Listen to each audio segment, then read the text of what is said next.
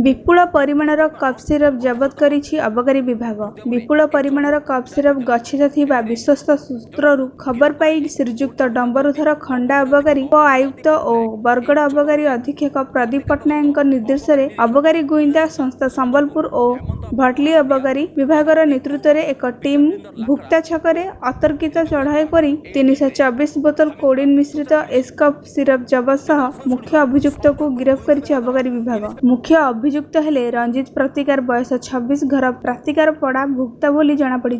कफ सिरपर आनुमानिक मूल्य 1 लाख टंका हेबो बोली कहिसेंति संबलपुर गुइंदा विभागर निरीक्षक।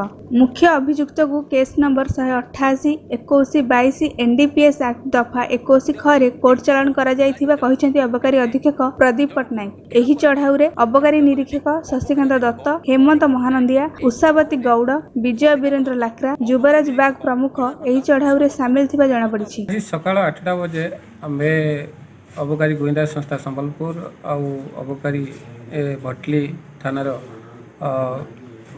स्टाफ मान सहित आम मिलित पेट्रोलिंग करथवा समय एक गोविंदा तथ्य पाइलु जे भुक्ता पातिकार पड़ारे विपुल परिमाण रे कोडिन मिक्स्ड एक्सकप कफ सिरप गच्छित अच्छी से तथ्य अनुसार आम जीवारू एक व्यक्ति रंजित पातिकार नामक व्यक्ति को डिटेन करथिलु और पाखरु 324 कोडिन मिक्स्ड एस्कप कफ सिरप जबत करथिलु तापरे ताको आमे सीज करथिलु एवं रंजित पातिकार को अरेस्ट करथिलु।